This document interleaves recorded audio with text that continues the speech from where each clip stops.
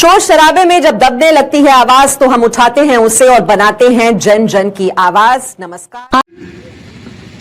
मेरा फन, मेरी आवाज, मेरे तेवर ले जा। सुभाष चंद्र बोस हमारे महापुरुष क्या कह रहे हैं? मेरा फन, मेरी आवाज, मेरे तेवर ले जा, सबका सब अपनी जागीर समझ कर ले जा। और मैंने अपने हाथों की लकीरें भी तेरे नाम कर दी।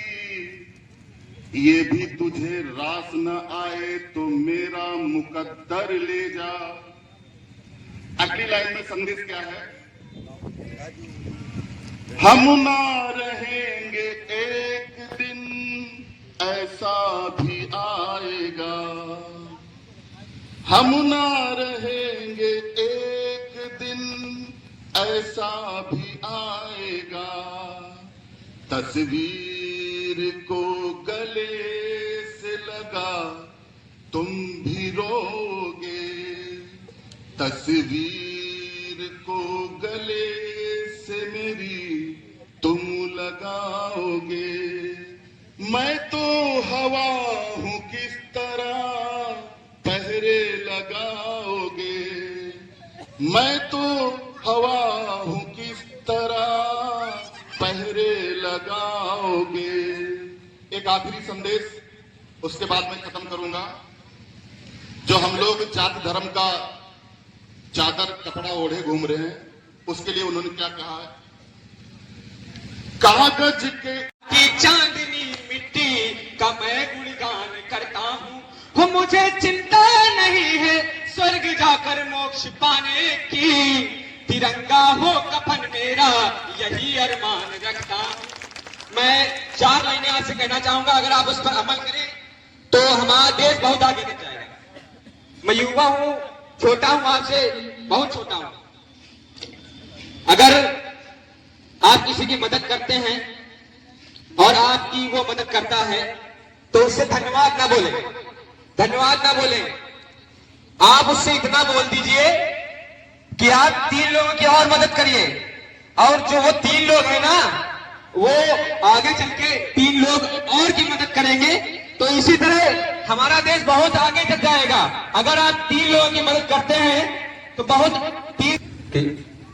अपने शहर की ताजा हवा लेके चला हूँ, हाँ लेके चला हूँ। वो मुझको यकीन है कि मैं रहूंगा कामयाब, रहूंगा कामयाब, क्योंकि मैं घर से माँ की दुआ लेके चला हूँ, लेके चला हूँ। धन्यवाद। भारत माता की, सुभाष चंद्र बोस अमर रहे। नेताजी सुभाष चंद्र बोस जिंदाबाद, जिंदाबाद जिंदाबाद। नेताजी सुहेल देवपासी जिंदाबाद जिंदाबाद। भारत माता की, भारत माता की। वंदे मातरम, वंदे मातरम, वंदे मातरम। धन्यवाद। साथियों, नेताजी सुभाष चंद्र बोस लोगों के बदन से उतार दो कागज के इस लिबास को, बदन से उतार दो। पानी बरस गया तो कहाँ मुंह दिखाओगे, पानी बरस गया तो कहाँ मुंह दिखाओगे। मैं तो हवा हूं किस तरह, मैं तो हवा हूं किस तरह पहरे लगाओगे, मैं तो हवा हूं किस तरह पहरे लगाओगे। महसूस ही करोगे मुझे छू न पाओगे। जय सुभाष, जय महाराजा सुहेल देवपासी। धन्यवाद आप सभी को। अभी एक राइफल की बात हो रही थी, हमारे बाबू जी बोल रहे थे राइफल फ्री में मिली।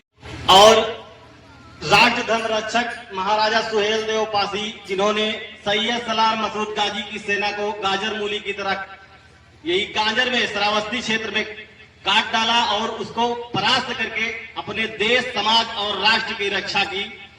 साथियों, अभी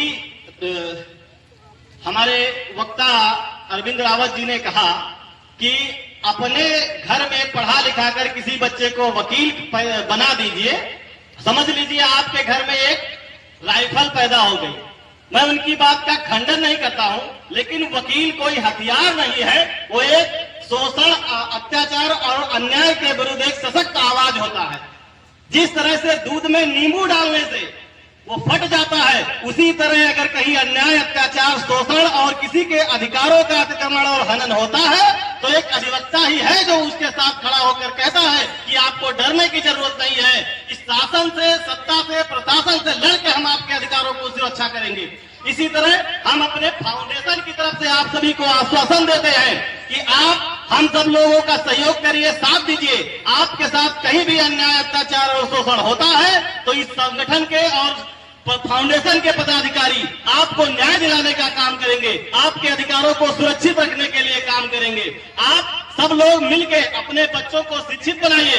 एक बात मैं बड़ी गौर से कहना चाहता हूं कि अगर लाठी डंडा और हथियार लेकर लड़ोगे तो अपने से कमजोर से ही जीत पाओगे। अगर शिक्षा को हथियार बनाकर कलम और किताब लेकर लड़ोगे तो आप बड़े से सूरमा को भी नीचे गिरा दोगे। क्योंकि मैं नेताजी सुभाष चंद्र बोस जी का अनुयायी हूं। उन्होंने आईसीएस की परीक्षा उस समय में टॉप किया था। उन्होंने पूरे भारत में चौथा स्थान प्राप्त किया था, जिसकी परीक्षा अंग्रेज शासक करवाते थे अपनी सेना के अफसर नियुक्त करने के लिए। उन्होंने चौथा स्थान प्राप्त किया और शिक्षा के बल पर ही कुछ दिन तक के उन्होंने नौकरी किया। उसके बाद उन्होंने देखा कि हमारे देश के लोगों को के द्वारा ही लड़ाया भिड़ाया जा रहा है, मारा जा रहा है। तो उन्होंने अंग्रेजों के विरुद्ध आंदोलन फूंका और एक समय ऐसा आया कि अंग्रेजों को भारत छोड़ना पड़ा। इसलिए हम लोगों ने नेताजी सुभाष चंद्र बोस फाउंडेशन का निर्माण किया है, जिससे कि इस देश में हो रहे अन्याय, अत्याचार और शोषण के विरुद्ध हम लोगों को उनके अधिकार दिला सके और उन लोगों को सबको समान अधिकार और सबको समान शिक्षा, सबको समान व्यवस्था, जो नेताजी का सपना था कि हम एक प्रभुत्व संपन्न देश की स्थापना करना चाहते हैं, जहां पर न कोई छोटा होगा, न कोई बड़ा होगा, न कोई हिंदू होगा, न कोई मुसलमान होगा। अगर इस देश में होगा तो सिर्फ भारतीय होगा, इंडियन होगा और देश का रहने वाला व्यक्ति होगा, न कि हम हिंदू मुस्लिम के बात पे लोगों को लड़ाते हैं, उनके नाम पे राजनीति करते हैं। मैं थूकता हूं ऐसी व्यवस्था पे जहां हिंदू मुसलमान के नाम पे राजनीति की जाती है। मैं उस व्यवस्था को चैलेंज करना चाहता हूं कि आइए नेताजी सुभाष चंद्र फाउंडेशन के पदाधिकारियों का सामना करिए। अगर आप में दम है तो अपनी व्यवस्था और शासन व्यवस्था को लाइए सामने, अपनी व्यवस्था की बात करिए और ऐसी व्यवस्था बताइए जो आपने की हो, जिससे आपने देश को आगे बढ़ाने के लिए काम किया हो, जिसके चलते आपने देश और राष्ट्र की सुरक्षा के लिए बात किया हो। मैं दो बातें और कहूंगा कि अगर हमें देश में बंटवारा करके ही रखना है तो किस बात का लोकतंत्र? धर्म के नाम पे आप लोगों को लड़वा के रखते हो, छोटे छोटे बच्चों के अधिकारों का हनन करते हो। 27,000 प्राइमरी स्कूल बंद करवाने की क्या जरूरत थी? दर्द थी पैर में, मरहम लगाया गया सर में। आपने अपनी व्यवस्था को नहीं सुधारा, आपने अपनी व्यवस्था को नहीं सुधारा। बच्चे क्यों नहीं स्कूल जा रहे हैं, इसकी समस्या का कारण आपके पास था। स्कूल बंद करवाने से आपका क्या फायदा हुआ, बता दीजिए। जो बच्चे 5 किलोमीटर स्कूल चल के जाएंगे, 2 किलोमीटर स्कूल चल के जाएंगे, तो सर्व शिक्षा अभियान का सत्यानाश कर दिया इन लोगों ने।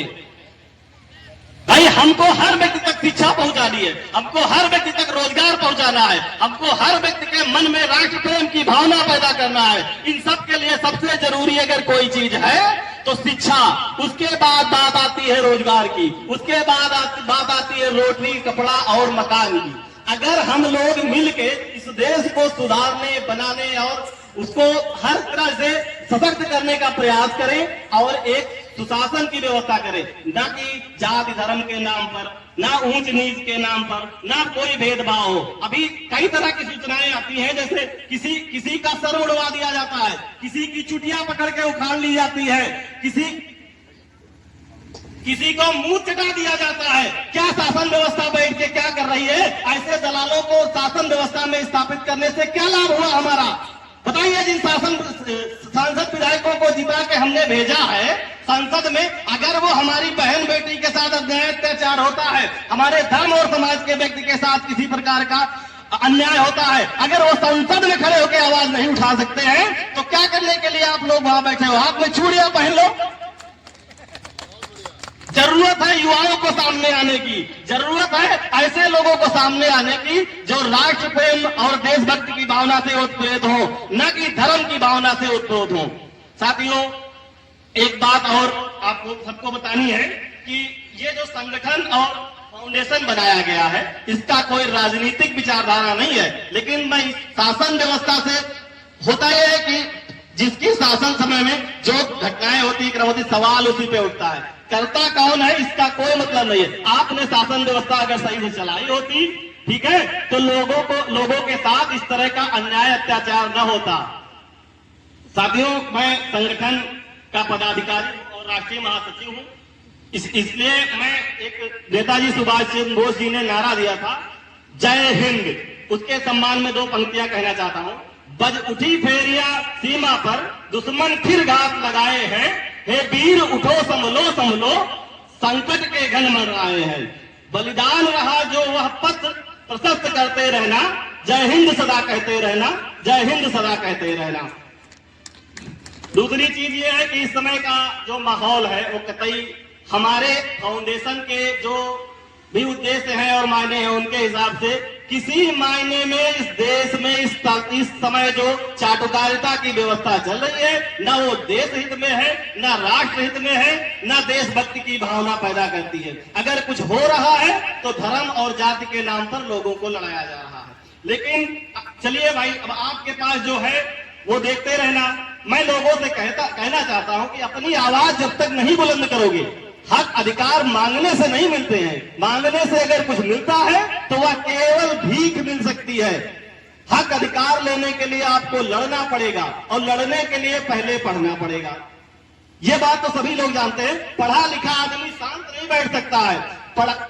शिक्षा, जब भी शिक्षा आदमी को अच्छी शिक्षा दी जाएगी, वो सवालों को जन्म देगी। अगर आपके साथ कहीं भी कोई घटना दुर्घटना होती है तो आप ये जानते हो कि हमें 100 नंबर मिलाना है, ये तब जानते हो जब पढ़े लिखे हो। अनपढ़ आदमी ये नहीं जान सकता है कि 100 नंबर आएगी कैसे। तो इसीलिए हमको अपने समाज में रह के कोई किसी तरह का मतभेद नहीं पैदा करना है। नेताजी सुभाष चंद्र बोस के सपनों का अगर हम भारत चाहते हैं तो व्यक्ति व्यक्ति में प्रेम होना चाहिए, पूरे देश में सौहार्द होना चाहिए, लोकतांत्रिक दायरे में रह के हमको हर व्यक्ति के साथ होने वाले अन्याय अत्याचार के खिलाफ लड़ते रहना है। और यहाँ पर उपस्थित सभी सम्मानित साथियों का स्वागत, अभिनंदन, जो आप लोगों ने इतना अमूल्य समय हम सबके कार्यक्रम में दिया। मैं आप सबका आभारी हूँ। एक बार पुनः नेताजी सुभाष चंद्र बोस जी के व महाराजा सुहेल देव पासी जी के चरणों में श्रद्धा सुमन अर्पित करते हुए मैं अपना आगे का समय माननीय मुख्य अतिथि जी को देता हूं।